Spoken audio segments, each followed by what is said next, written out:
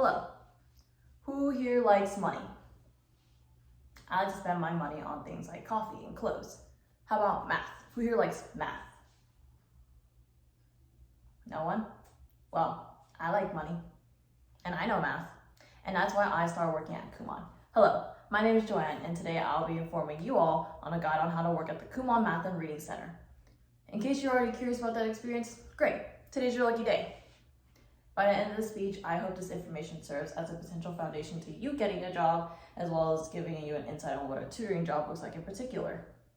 Some crucial topics that I'll be discussing today are the paperwork process, the Kumon grading guide, as well as the proper Kumon etiquette, which again, hopefully gives you all an understanding of what it's like to be employed, as well as the responsibilities that come with that title. Starting a job such as one as Kumon requires paperwork as well as training in order to gain knowledge on how the facility and program is run. Paperwork is like in most jobs like Kumon, very, very important. For example, as said on H&R Block 2021, something called a W-4 must be filled out because it is an IRS document that you complete for your employer to determine how much of your paycheck needs to be put aside for federal income taxes, which is then again sent to the IRS. After I filled it out, I saw that a large portion of my check was taken off. And if you don't fill it out, then you're committing tax fraud. So always very, very important to check the paperwork. Paperwork is also important because it will ask you to fill out information about your direct deposit. And after you fill it out correctly, then you get paid properly. Yay. When your correct paperwork is sent in and gets approved, then you're official on the job. Congratulations. But after all the legal paperwork stuff, what's next? What's next is learn the basics on how to grade at Kumon. Found on Kumon at Home Parents Guide for Home Grading website, it summarizes the symbols as well as procedures on how to grade coursework from the Kumon curriculum, including emphasizing the use of a red pen, which ensures that the grading symbols are seen by the students. This not only helps the students, but us employees, because in case a tutor were to further help a student and mark their paper, it would allow the other employees to differentiate the students and the employees' work. Some of the grading symbols are represented by X's, triangles, as well as circles. Triangles are used to represent that a problem has been left completely blank or the answer is slightly wrong.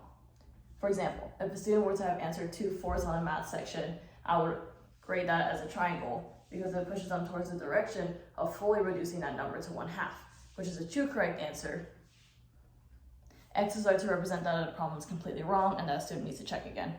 But when the opposite happens and they get the entire page right, then we mark that as a whole circle, which allows the student to understand that there are no corrections that need to be made on that page. And bam, you've learned how to be an awesome Kumon grader. But how exactly do you act at a place like Kumon? It's always protocol to act as well as speak with patience as well as respect to both parents and students. This allows us to create a positive learning environment, which is an absolute necessity, because as mentioned by Merrill and Shahan from Building Positive Learning, children can't exactly explore and learn until they feel secure. For example, I don't yell at a student when they do algebra wrong or don't know how to do it. Instead, I sit down with them, try to gauge and understand what they don't know, and I try to help them around their personal learning needs as well as style. Another thing that my boss, Masuma Laclau, always mentions, if a parent asks us to see the progress of their child, you believe that you have enough knowledge of the growth of that student because you've worked with them before or often, then trust in that ability and explain that to the parents.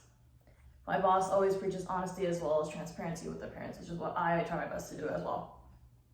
If a student doesn't do well on their achievement test, which is a test they do at the end of each level, then I will take that test out to the lobby and I'll explain to the parents every misunderstanding or every missed problem that the student had and try and figure out what we should do from there.